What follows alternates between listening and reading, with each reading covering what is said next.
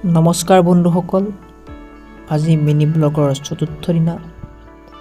আজি আমি যাম বৰশীত মাছ ধৰিব।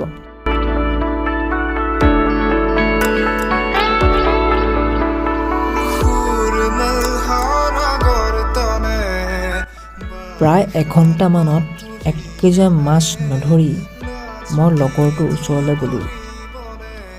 তাত গৈ গম পালোঁ যে এই মহাপুৰুষজনে এতিয়ালৈকে এটাও মাছ উঠাব পৰা নাই। সেইকাৰণে আমি আকৌ এটা নতুন জেগাত ওচৰৰে খাল এটাত গৈ মাছ ধৰিব গ'লোঁ।